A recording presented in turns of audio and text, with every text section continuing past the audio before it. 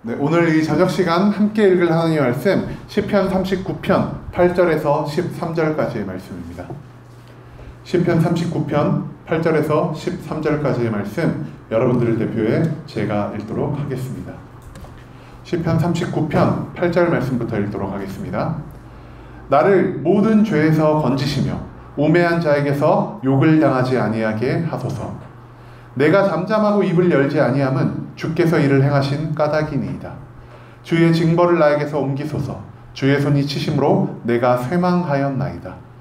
주께서 죄악을 책망하사 사람을 징계하실 때 그 영화를 좀먹음같이 소멸하게 하시니 참으로 인생이란 모두 헛될 뿐이니이다. 여호와여, 나의 기도를 들으시며 나의 부르짖음에 귀를 기울이소서. 내가 눈물을 흘릴 때에 잠잠하지 마옵소서. 나는 주와 함께 있는 나그네이며 나의 조상들처럼 떠도나이다. 주는 나를 용서하사 내가 떠나 없어지기 전에 나의 건강을 회복시키소서. 아멘. 네. 오늘 이 39편의 말씀을 가지고 우리가 함께 나눌 말씀의 제목은요, 너무나 두려운 심판이라는 제목을 가지고 우리가 이 말씀 나누는 시간 갖도록 하겠습니다. 이번 주에는 계속 다윗의 시편이 이어지는 것 같습니다. 오늘 시편 39편 또한 다윗이 한 기도를 발췌해서 만든 다윗의 시편이고요. 그리고 이 시의 양식, 우리에게 너무나 익숙한 탄원시. 이제는 제가 말씀드리지도 않아도 바로 탄원시라고 말씀하시는 분이 계시네요. 네, 탄원시의 양식 가지고 있습니다. 내 고통받을 때, 내 고통으로 인해서 기도할 때 하나님께 엎드려서 내가 계속해서 기도하지만 나의 문제가 해결되지 않고 하나님이 나의 문제에 응답해 주시지 않은 것으로 인하여 내가 하나님께 탄원하는 마음을 가지고 기도하는 그 모든 것. 하지만 그 기도의 끝은 항상 어땠죠? 기도 가운데 나의 마음속에 믿음과 신앙이 다시 되살아나기 시작하고 하나님에 대한 확신과 신뢰를 가지고 하나님께 감사와 찬양, 그것을 드리는 시가 바로 탄원시의 양식이란 것을 우리가 계속해서 배워왔습니다. 오늘도 우리가 시편 39편을 처음부터 끝까지 읽지 못해서 제가 내용을 간단하게 요약해 드리겠습니다. 다윗은요, 질병 속에서 그리고 사회적으로 관계적으로 내 주변에 있는 모든 사람들이 떠나가며 발생하는 이 고립된 고통으로 인하여 지금 엄청난 고통을 받고 있습니다. 그리고 그 고난 가운데서 다윗은 하나님을 의지하고 하나님만을 바라보며 하나님께 기도하고 있다는 것, 우리가 시편의 말씀을 통해 발견할 수 있을 것입니다. 그런데요, 이 시편 39편의 시가요, 우리가 여태껏 읽어왔던 모든 탄원시와 조금 많이 큰 차이점이 하나가 있습니다. 그 차이점, 우리가 오늘 39편의 말씀 한 절 한 절 읽어가며 그 차이점이 무엇인지, 그리고 그 차이점을 통해 하나님이, 다윗이 우리에게 하려고 했던 말씀이 무엇인지 우리가 한번 알아보는 시간 갖도록 하겠습니다. 먼저 우리가 읽어야 할 말씀 39편 8절의 말씀입니다. 다윗은 이렇게 기도합니다. 나를 모든 죄에서 건지시며 우매한 자에게서 욕을 당하지 아니하게 하소서라고 말이죠. 나를 모든 죄에서 건져달라고 말합니다. 왜 죄에서 건져달라고 하냐? 다윗이 지금 겪고 있는 육체적인 고난, 그리고 내가 모든 사람과의 관계 가운데서 소외되고 고립되어 있는 관계성의 고난 가운데서 나에게 이러한 것이 다가온 이유가 나의 죄악이기 때문임을 다윗이 알았기 때문입니다. 나의 모든 심판받는 과정 가운데서 내가 이 심판을 벗어나기 위해서 가장 필요한 건 무엇이냐? 바로 하나님 앞에 죄를 회개하고 그 죄에 합당한 용서를 받는 것이 다윗에게 무엇보다 필요한 것이겠습니다. 그렇기 때문에 다윗은 하나님께 이렇게 기도합니다. 하나님, 나를 죄에서 건져 주시옵소서. 내가 지금 받는 이 고난으로 인해, 내가 받는 심판으로 인해 많은 사람들이 나를 손가락질하고 나에게 수치를 주지 않도록 하나님, 나를 제발 구원해 주세요라고 기도합니다. 이러한 기도, 우리가 여태껏 너무나 많이 봐온 기도의 양식이죠. 고난받는 가운데 내가 하나님께 구원을 바라는 자 같이 하나님께 엎드려 기도하는 것, 우리에게 너무나 익숙한 기도인 것 같습니다. 그리고 9절의 말씀을 보면요, 우리가 이 9절 말씀 가운데서 놀라운 것을 하나 발견할 수 있습니다. 39편 9절의 말씀에서 다윗이 이렇게 기도합니다. 내가 잠잠하고 입을 열지 아니함은 주께서 이를 행하신 까닭이니이다. 어디서 많이 본 말씀 같지 않나요? 어제 우리가 비슷한 말씀 봤죠? 내가 입을 열지 않고 내가 귀를 막고 오직 하나님만 바라보며 기도하겠습니다. 다윗이 왜 그렇게 기도했다라고 말씀드렸죠? 내가 귀를 열어놓음으로 인하여 다른 사람의 수많은 유혹을 듣게 될까봐, 그리고 입을 열므로 인하여 내가 하나님께 죄악을 범할까봐, 그리고 내가 이 모든 것을 귀를 막고 입을 막음으로 어떻게 한다 그랬죠? 나에게 주어진 그 모든 죄의 열매인 심판을 감당하며 나아가기를 원한다. 그런 기도를 다윗이 어제 하지 않았나요? 38편의 말씀과 굉장히 유사한 말씀이 39편의 말씀에서도 반복되어 일어나고 있다는 것이죠. 이것을 통해 우리가 깨달을 수 있는 것 중 하나가 무엇이냐? 이 38편의 시와 39편의 시가 어쩌면은 거의 비슷한 시기에 연속적으로 다윗이 한 그러한 참회 시의 기도가 아닐까? 그러한 탄원 시의 기도가 아닐까라는 것을 우리가 오늘도 발견할 수 있다는 것이죠. 다윗은요, 자기가 지은 죄의 대가를 통해 지금 심판받고 심판을 통해 고통받고 있습니다. 그리고 그 고통 가운데서 다윗은 하나님만을 바라보고 하나님께 구원을 구하지만 심판을 어떻게 한다라고 말하고 있죠? 하나님, 내가 죄를 지었기 때문에 그래요. 내 죄에 합당한 심판 내가 하나님 안에서 감당해 나가기를 원합니다라는 똑같은 기도, 38편 우리가 어제 읽었던 그 기도와 똑같은 형식의 기도, 똑같은 마음을 갖고 하나님 앞에 나아간다는 것을 우리가 이 9절 말씀을 통해 발견할 수 있다는 것이죠. 자, 그런데요, 이 11절 말씀에는 조금 이상한 말이 적혀 있습니다. 11절 말씀에서 다윗이 어떻게 기도하냐? 주께서 죄악을 책망하사 사람을 징계하실 때에 그 영화를 좀먹음같이 소멸하게 하시니 참으로 인생이란 모두 헛될 뿐이니이다라고 말합니다. 다윗이 지금 하나님에 대해 묘사하고 있습니다. 하나님을 어떤 하나님으로 묘사하고 있냐? 하나님을요, 우리가 어제 나눈 말씀처럼 정의의 하나님으로 묘사하고 있습니다. 정의의 하나님, 제가 어제 뭐라고 말씀드렸죠? 악인에게는 심판을, 의인에게는 축복을 주시는 그런 명확한 기준을 가지고 의인과 악인의 죄와 선한 것을 가르치는 분이 바로 하나님이시다라는 것을 말씀드렸습니다. 그리고 그 정의의 하나님이 어떻게 하신다고 하죠? 주께서 죄악을 책망하사 사람을 징계하실 때 그 영화를 좀먹음같이 소멸하게 하실 거라 그럽니다. 하나님께서 죄를 지은 모든 사람을 책망하셔서 그들을 징계하실 거라 그럽니다. 지금 죄를 지어서 하나님께 책망받고 하나님의 심판을 통하여 징계받는 자 누구죠? 다윗입니다. 다윗이 지금 그것을 몸소 경험하고 있다라는 겁니다. 그런데 여기서 다윗이 한마디를 더 답니다. 어떤 말을 하냐? 그 영화를 좀먹음같이 소멸하게 하신다 그럽니다. 여러분, 우리가 창세기의 말씀 기억하고자 합니다. 창세기에서 하나님이 분명 아담과 여자에게 말씀하셨습니다. 선악과의 열매를 따먹지 말아라. 너희들이 선악과의 열매를 먹으면 어떻게 한다고 말씀하셨죠? 정령 죽으리라. 반드시 죽을 것이다 라고 말씀하셨습니다. 죄의 대가는요, 고통으로 끝나지 않습니다. 죄의 대가는요, 절망으로 끝나지 않습니다. 죄는요, 사망, 즉 소멸하게 하심으로 끝난다는 것입니다. 다윗은요, 자기의 미래가 보였습니다. 내가 하나님 앞에 죄를 범했지? 분명 나는 이 죄로 인하여 하나님께 징계받음으로 지금 하나님의 심판을 통해 고통과 절망 가운데 있어. 하지만 이 고통과 절망으로 과연 내 심판이 끝날까? 인간의 죄는 죽음으로써 마무리된다는 것을 이미 하나님께서 말씀하셨는데 내가 결국 나의 죄로 인하여 죽음을 맞이하게 되겠구나. 다윗은 이것을 깨닫게 됩니다. 그런데요, 다윗이 이 고난과 심판 가운데서 이것을 깨달으면서요, 이 말씀을 나 혼자에게만 적용하지 않고 이 세상에 있는 모든 사람들에게 적용하기 시작했다는 것이죠. 왜냐? 이 세상에는요, 죄 없는 자가 단 한 명도 없기 때문입니다. 이 세상의 모든 사람은요, 하나님 앞에서 모두가 죄인이 되었습니다. 하나님을 멀리 떠나 살고 우리가 하나님을 의지하지 않고 살고 하나님과 동행하지 않는 삶을 살기 때문에 우리 모두는 하나님에게서 멀어진 죄인의 삶을 살아갈 수밖에 없습니다. 그런데 그 죄인들, 하나님께서 멀어지고 세상과 가까운 삶을 살아가는 모든 사람들, 하나님이 어떻게 하신다 그랬죠? 책망하시고 징계하시고 소멸하게 하신다. 그들의 모든 미래에 가장 마지막에 기다리고 있는 것이 무엇이냐? 죽음이란 것입니다. 나의 모든 죄로 인하여, 그리고 모든 사람의 죄로 인하여 우리 모두가 죽음을 맞이하게 된다는 것을 깨달았을 때 다윗이 한마디를 툭 내뱉을 수밖에 없습니다. 그 말이 무엇이었냐? 참으로 인생이란 모두 헛될 뿐이니이다. 이 헛되다는 말, 우리가 어디서 가장 많이 찾아볼 수 있나요? 여기 성경을 많이 하시는 분들이 계시네요.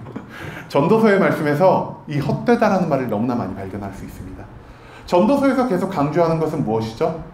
하나님 밖을 벗어나서 우리가 사는 모든 것, 누리는 모든 것, 내가 나의 힘과 능력과 노력과 지혜와 부유함과 권력과 명예로 얻을 수 있는 그 모든 것들이 어쩌다고 말하고 있죠? 헛되도다라고 말하고 있습니다. 그 모든 하나님 바깥에서 이루어지는 것, 그 모든 하나님과 동행하지 않고 너가 즐기며 살아가는 것들이 헛되다라고 전도자는 말하고 있다는 것이죠. 다윗은요, 내가 심판을 경험하면서 이 전도서를 지은 전도자와 똑같은 종류의 깨달음을 얻었던 것 같습니다. 그러면서 다윗은 이 기도의 거의 막바지 부분에 들어 이렇게 기도합니다. 하나님, 내가 죄를 통하여 심판을 받고 나니 정말 모든 것이 헛된 것 같습니다 라고 말이죠. 그리고 나서 우리가 13절의 말씀을 보는데요, 이 13절의 말씀이 어찌 보면은 이 시편 39편의 하이라이트를 장식하는 말씀이라 할 수 있겠습니다. 그런데 여기서 우리가 제가 한 가지 말씀드리고 넘어가고 싶은 것은 한국어 번역이 조금 문제가 있습니다. 개역개정 성경에서는 이렇게 기록합니다. 주는 나를 용서하사 내가 떠나 없어지기 전에 나의 건강을 회복시키소서. 이게 굉장히 많이 의역이 됐거든요. 근데 이 기도문을 보면 다윗이 어떠한 것으로 보입니까? 하나님을 계속해서 믿고 나아가면, 내가 절망 속에서, 내가 헛됨을 깨달음 가운데서도 하나님을 붙잡고 하나님을 의지하며 나아가는 그런 신실한 다윗의 모습이 이 13절의 말씀에서 보이는 것 같지 않습니까?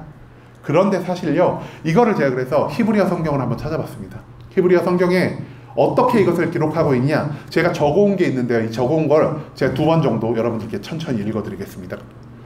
제가 하나님의 심판으로 인하여 죽어 없어지기 전에 하나님 나를 떠나시고 나에게서 눈길을 돌려주시옵소서. 하나님의 떠나심으로 인해 내가 숨이라도 한번 편히 쉴 수 있게 해 주시옵소서. 다시 한번 말씀드립니다. 제가 하나님의 심판으로 인해 죽어 없어지기 전에 하나님 나를 떠나시고 내게서 눈길을 돌려주시옵소서. 하나님의 떠남으로 인해 내가 숨 한 번이라도 죽기 전에 편히 쉴 수 있게 해 주시옵소서. 이 시편 39편 13절의 기도의 마지막은요, 다윗이 하나님께 이렇게 기도합니다. 하나님, 제발 잠시만이라도 나를 떠나주세요. 왜 하나님께 떠나달라고 부탁할까요? 하나님이 나와 함께 하시면, 하나님이 나를 지켜보고 계시면은 이 심판이 나에게 도저히 끝날 것 같지 않아 보이기 때문입니다.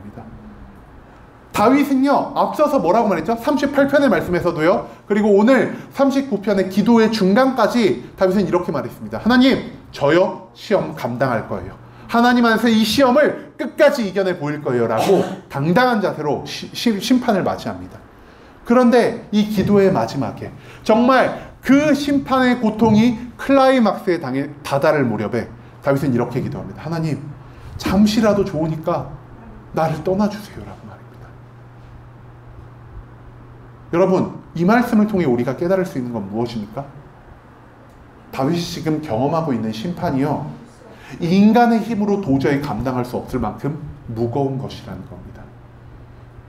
심판이요, 죄의 결과로 만들어진 그 심판이란 것이 내가 도저히 살아갈 의욕조차 느끼지 않을 만큼, 내가 그렇게 믿고 따르던 하나님조차 나에게서 멀어질 것을 요구하는 만큼 너무나 힘들고 너무나 고통스럽고 너무나 절망적인 것이라는 사실을 다윗은 이 시편 39편의 마지막 기도문을 통해 우리에게 알리고 있다는 것입니다. 여러분, 대부분의 탄원시가 뭐로 끝난다고 제가 말씀드렸죠? 신뢰의 기도로 끝납니다. 아직 하나님, 내 문제가 해결되지 않아도, 이 고통이 지금까지 나를 덮치고 있어도 하나님, 과거에 내 문제 해결해 주셨잖아요. 과거의 내 문제를 해결해 주신 하나님이 현재의 문제, 미래의 문제 마땅히 해결해 주시지 않겠습니까? 내가 이 하나님을 붙잡고 나아갑니다. 내 믿음의 확신을 가지고 하나님을 신뢰하며 나아갑니다라고 다윗은요, 앞서 읽었던 수많은 탄원시에서 하나님을 향한 신뢰와 하나님을 향한 감사의 기도로 자기의 기도를 마무리했다는 것을 우리가 그동안 읽어왔던 여러 시편을 통해 발견할 수 있을 것입니다. 그런데 오늘 참회시, 오늘 탄원시는요, 조금 다르다는 것이죠. 하나님을 신뢰하고 하나님을 의지함으로 기도가 끝나는 것이 아니라 오히려 하나님께 뭐라고 말하고 있죠? 하나님, 제발 저를 떠나주세요. 제발 저에게서 1초라도, 0.5초라도 눈을 돌려주세요 라고 말합니다. 그러면서 뭐라 그러죠? 하나님, 제가 수만 번이라도 편하게 쉬고 싶어요 라고 말합니다. 심판은요, 이토록 가혹한 것입니다. 어제 제가 말씀드린 게 있죠? 우리가 죄를 너무 가볍게 생각하고 있다. 죄를 너무 대수롭지 않게 생각하고 있다.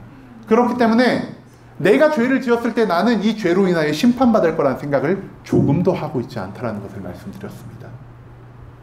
하지만 하나님께서 우리의 조금의 죄라도 있는 것을 우리가 마치 사람을 칼로 찔러 죽인 그러한 범죄함과 동등한 것으로 취급하시고, 우리가 죄를 지었을 때 하나님께서는 그 죄로 인하여 우리에게 반드시 심판을 허락하신다는 그 말씀을 우리가 드렸습니다.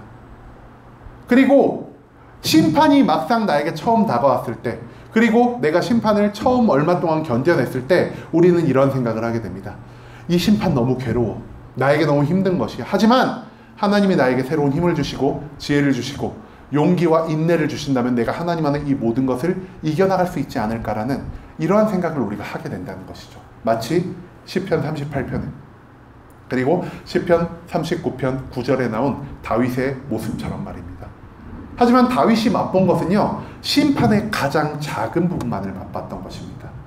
심판의 가장 작은 부분을 맛보면서 그래, 내가 이겨낼 수 있어, 나는 심판을 극복할 수 있어 라고 생각하는 다윗의 이 헛된 소망이 어찌 보면은 38편과 39편에도 녹아 있었다라는 것을 우리가 오늘 39편의 말씀을 통해, 이 39편의 마지막 기도를 통해 우리가 발견할 수 있는 것 같습니다. 여러분, 심판은요 절대 호락호락하지 않습니다. 하루만, 일주일만, 한 달만 내가 하나님 안에서 이 고통을 감내한다면 금방 심판이 지나가겠지? 그리고 이 심판이 처음 온 것에서 더 이상 심해지지 않고 나에게 이 정도만의 고통을 주며 넘어가겠지라고 우리가 심판을 너무 만만히 생각하고 있지 않나요? 하지만 믿음의 사람이었던, 하나님 앞에서 정말 의롭게 살았고 하나님 앞에서 온 이스라엘의 왕 중에서 최고라고 불렸던 이 다윗마저 심판을 경험하게 되었을 때, 그 심판의 가장 무거운 것, 가장 두려운 것, 가장 고통스러운 것을 경험했을 때 그 믿음이 좋은 다윗은 하나님께 마지막으로 이렇게 기도했다는 것입니다. 하나님, 잠시라도 좋으니까 나를 떠나주세요 라고 말이죠. 그 신앙의 사람이었던 다윗조차 이 심판을 온전히 견디지 못했다는 것 우리가 기억하길 소망합니다. 여러분, 심판은요 이토록 두려운 것입니다. 우리가 여태껏 경험해온 심판이 하나님이 우리에게 허락한 심판의 모든 것이라고 생각하지 않길 소망합니다. 하나님은요 우리가 감당할 만한 심판을 허락하시지만 우리의 죄악이 극에 달했을 때, 그리고 우리가 계속해서 똑같은 죄를 범하며 살아가고 계속해서 하나님을 떠나는 삶을 살아가려 할 때 우리가 감당할 수 없는, 우리가 상상할 수 없는 심판을 통하여 우리에게 고통과 절망을 허락하시며 우리가 하나님 앞에서 얼마나 작은 존재인지, 죄의 무게가 얼마나 큰 것인지, 죄의 결과로 발생한 이 심판이 나에게 얼마나 두려운 것이고 절망적인 것인지를 깨닫게 하신다는 것을 우리가 기억하길 소망합니다. 여러분, 이 말씀을 듣고 우리가 죄에게서 멀어지는 삶을 살길 소망합니다. 심판에서 멀어지는 유일한 방법 무엇입니까? 내가 죄에게서 멀어지는 방법밖에 없습니다. 내가 죄에게서 멀어지기 위한 유일한 방법 무엇입니까? 우리가 매일매일 이것을 위해 기도하고 있죠. 하나님의 성령의 충만함을 받아야 합니다. 하나님이 성령의 충만함을 통해 하나님과 언제나 나와 동행하시고 하나님이 언제나 나를 지켜보신다는 것을 내가 인지하며 살아가며 끊임없이 내가 죄에서 멀어지려 하는 그러한 삶의 태도를 고수해야 한다는 것입니다. 여러분, 죄에서 멀어짐을 통해요 단순히 우리가 축복받아야지라는 생각으로 끝나는 것이 아니라 내가 지은 죄, 내가 범한 죄로 인하여 나에게 다가올 그 무서운 심판, 다윗조차 하나님께 멀어질 것을 구했던 그 심판이 나에게 다가오지 않는다는 것으로 내가 하나님께 감사하며 살아갈 수 있길 소망합니다. 우리 순복음 함께하는 교회 모든 성도님들이 죄에게서 멀어지며 이토록 무서운, 이토록 두려운 심판을 절대 경험하지 않고 살아갈 수 있길 간절한 마음으로 소망하겠습니다.